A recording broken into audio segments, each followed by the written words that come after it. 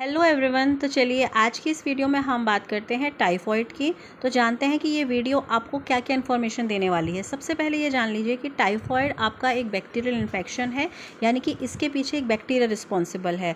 अभी हम देख रहे हैं सीज़न जो है वो बहुत ज़्यादा गर्मी पकड़ रहा है और ये वो टाइम है जिस टाइम पे टाइफॉइड का पॉजिटिव ऑर्गेनिज्म बहुत जल्दी से आपका ग्रो करता है and there are high chances कि आपके आसपास के बहुत सारे केसेस में आप टाइफॉइड के पेशेंट्स को देख रहे होंगे। तो सबसे पहले ये जान लेते हैं कि ये टाइफॉइड एक्चुअली में है क्या, और इस वीडियो में हम क्या क्या जानेंगे। हम ये जानेंगे कि इसका कॉजेटिव ऑर्गेनिज्म है, फिर हम जानेंगे कि कैसे कॉजेटिव ऑर्गेनिज्म हमारे बॉडी के अंदर एंटर कर पाता है, और उसके बाद कैसे वो सिम्टम्स हमारी बॉडी में शो करता है, क्या क्या सिम्टम्स वो दिखाता है, और ये कंफर्म करने के लिए कि ये सिम्टम टाइफॉइड के ही हैं हम कौन सा टेस्ट करवाएं, and finally once we get diagnose with the typhoid हमें क्या ट्रीटमेंट करना चाहिए और हमें क्या सपोर्टिव ट्रीटमेंट लेना चाहिए ताकि हम इस टाइफॉइड से जल्दी रिकवर कर सकें। तो चलिए वीडियो को शुरू करते हैं। वीडियो को पूरा देखिएगा ताकि आपको टाइफॉइड की इन डिटेल जानकारी मिल सके। सो टाइफॉइड बेसिकली क्या है, एक तरीके का बैक्टीरियल इन्फेक्शन है, यानी कि इस बीमारी के पीछे एक बैक्टीरिया रिस्पॉन्सिबल होता है जिसका नाम है साल्मोनेला टाइफी। इसी वजह से इससे कॉज डिजीज़ का नाम टाइफॉइड रखा जाता है। येस, सो देयर आर इसके दो स्ट्रेन हैं। पहला है साल्मोनेला टाइफी और दूसरा है salmonella paratyphi A and B। सो ये इसके कॉजेटिव ऑर्गेनिज्म है, यानी कि इन दोनों बैक्टीरियाज की वजह से ही हमारे को टाइफॉइड जैसी बीमारी के से जूझना पड़ता है। अब बात करते हैं कि ये हमारे बॉडी के अंदर पहुंचता कैसे है। तो टाइफॉइड का जो ये बैक्टीरिया है ये कंटामिनेटेड फूड के अंदर पाया जाता है, और जब आप उसको इंजेस्ट करते हैं, आप उसे खाते हैं, तो ये बैक्टीरिया आपके शरीर के अंदर भी पहुंच जाता है। कंटामिनेटेड फूड से हमारा मतलब क्या है? ऐसा फूड जो कि आपका अनहाइजीनिक तरीके से प्रिपेयर किया गया है। फॉर एग्जाम्पल, अगर आपके घर में कुक हैं, they are not maintaining the hygiene, so there are high chances कि उनके डर्टी हैंड्स में आपका ये बैक्टीरिया है, और वो उसको जब कुक कर रहे हैं तो कुकिंग के दौरान वो बैक्टीरिया आपके फूड के अंदर आ गया एंड दैट वो फूड आपने इंजेस्ट किया और आपके बॉडी के अंदर वो बैक्टीरिया एंटर कर गया। वही दूसरा कारण हो सकता है, अगर आपका फूड अंडर कुक्ड है, अंडर कुक्ड फूड में भी आपका ये साल्मोनेला टाइफी बैक्टीरिया ग्रो कर जाता है, इसलिए कच्चा फूड ना खाएं। देयर आर हाई चांसेस कि उसमें ये बैक्टीरिया ग्रो कर सकता है। सो कंटामिनेटेड फूड को अगर आप इंजेस्ट करते हैं तो ये बैक्टीरिया आपके शरीर के अंदर चला जाता है, और शरीर के अंदर जाने के बाद ये आपकी बॉडी में कुछ सिम्टम शो करता है। टाइफॉइड के इस बैक्टीरिया के इंजेक्शन के बाद कम से कम 7 दिन लगते हैं आपकी बॉडी को सिम्टम्स को प्रोड्यूस करने में। तो 7 से लेकर 14 दिन के बाद अगर आपने कंटामिनेटेड फूड खाया है, तो जैसे आज आपने कंटामिनेटेड फूड खाया तो कल आपको टाइफॉइड के सिम्टम्स आने नहीं लगेंगे। आपको कम से कम इस बैक्टीरिया को 7 दिन लगते हैं आपके शरीर में डैमेज पहुंचाकर नुकसान दिखाने के लिए। सो ये आपको आफ्टर 7 डेज़ और in between 7 to 14 days symptoms produce करना स्टार्ट करेगा। सबसे पहला इसका सिम्टम की अगर हम बात करें टाइफॉइड में, तो दैट इज़ फीवर। और टाइफॉइड का जो फीवर होता है वो थोड़ा सा क्लासिकल होता है, थोड़ा यूनिक होता है। इसको आप कहते हैं स्टेप लैडर फीवर, यानी कि ये फीवर ऐसा होता है जो आपका रात में आपका शुरू होता है। रात में आपका ये फीवर जो है वो हाई होता रहेगा, आपकी बॉडी का टेम्परेचर बढ़ता रहेगा, और मॉर्निंग होते होते टेम्परेचर जो है वो धीरे धीरे कम होने लगेगा। तो इस फीवर को कहा जाता है स्टेप लैडर फीवर। यानी कि इस फीवर की ख़ास बात ये है कि ये रात में आपकी बॉडी के अंदर प्रोड्यूस होगा, और मॉर्निंग आने तक का आपको लगेगा कि मेरा फीवर रिड्यूस होने लगा है, बॉडी का टेम्परेचर नॉर्मल होने लगा है। सेकंड जो सिम्टम कैरेक्टरिस्टिक सिम्टम रहता है टाइफॉइड का, वो रहता है डायरिया। तो जैसे अभी गर्मी लग रही है, बहुत ज़्यादा हीट स्ट्रोक्स पेशेंट्स को हो रहे हैं, तो ये सिम्टम्स वहाँ पर भी आते हैं, पर हमें कुछ स्पेसिफिक सिम्टम्स होते हैं जिन्हें आइडेंटिफाई करना पड़ता है। अगर किसी को टाइफॉइड है तो टाइफॉइड में उसको डायरिया होगा, और वो डायरिया कैसा होगा? पी सूप डायरिया होगा।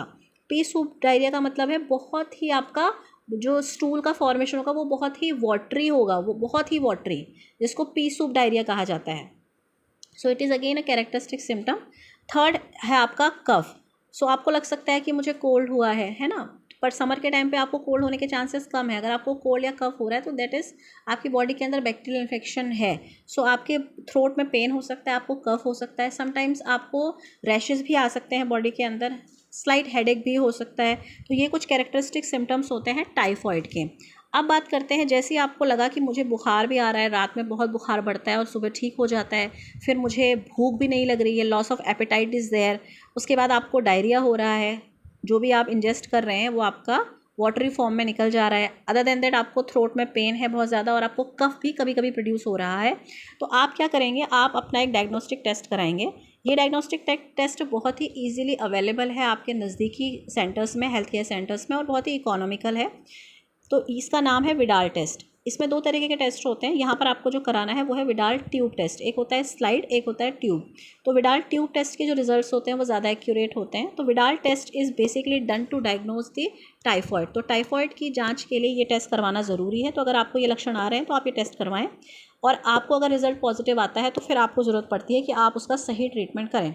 तो जो टाइफॉइड है उसका सही इलाज क्या है, सबसे पहली चीज़ जान लीजिए, क्योंकि ये बैक्टीरियल इन्फेक्शन है।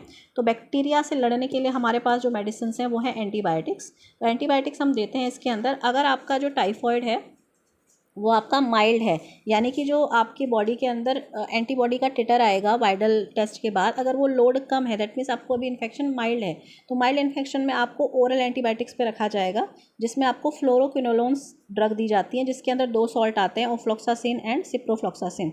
सो ये 2 ऐसी ड्रग ऑफ चॉइस हैं जिनको हम लोग ओरली पेशेंट को देते हैं ताकि पेशेंट का माइल्ड फॉर्म ऑफ टाइफॉइड जो है वो ठीक हो सके।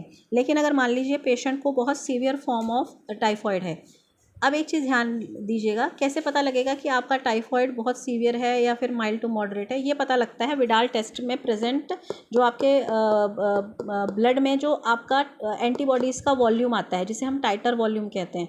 एंटीबॉडीज़ का वॉल्यूम ज़्यादा आएगा दैट मीन्स इन्फेक्शन ज़्यादा है, अगर एंटीबॉडी का वॉल्यूम कम आएगा दैट मीन्स इन्फेक्शन कम है। तो एंटीबॉडीज़ का अमाउंट देखकर अंदाज़ा लगाया जाता है कि वायरल लोड, बैक्टीरियल लोड आपकी बॉडी में कितना है। So on that basis we give the treatment. So if the report says that patient has severe form of typhoid, तो उसको आपको देना पड़ेगा IV एंटीबायोटिक्स, यानी कि यहाँ आप अपने पेशेंट का इलाज ओरल एंटीबायोटिक्स से नहीं कर पाएंगे। इन्फेक्शन सीवियर है तो आपको सीधे उनकी जो ब्लड वेसल्स हैं इंट्रावेनस, आपको खून में ही आपको ड्रग को डालना पड़ेगा। तो IV एंटीबायोटिक्स में आपका जो ड्रग ऑफ चॉइस रहती हैं वो है आपका, पहली ड्रग है सिफोटैक्सिम एंड दूसरी है सेफ्ट्रायोक्सोन। ये 2 ड्रग हैं जिनका इस्तेमाल किया जाता है for treatment of severe form of typhoid, और इससे बहुत अच्छा रिजल्ट देखने को मिलता है। अब बात कर लेते हैं डाइट की। आपको अगर टाइफॉइड का इन्फेक्शन है तो आपको कौन सी डाइट इस डिज़ीज़ में लेनी है? सो डॉक्टर्स यूजुअली प्रिस्क्राइब करते हैं कि पेशेंट को लिक्विड डाइट लेनी है। और लिक्विड डाइट में पेशेंट क्या क्या ले सकता है? Patient can have coconut water, patient can have lentil soup, that means you can have दाल का पानी, यू कैन हैव नारियल पानी। सो ये आप लिक्विड डाइट पेशेंट को दे सकते हैं। उसके अलावा जैसे जैसे पेशेंट रिकवर करता है तो आप उसको सॉफ्ट फूड भी दे सकते हैं। सॉफ्ट फूड जैसे कि आप उसे दलिया दे सकते हैं, खिचड़ी दे सकते हैं।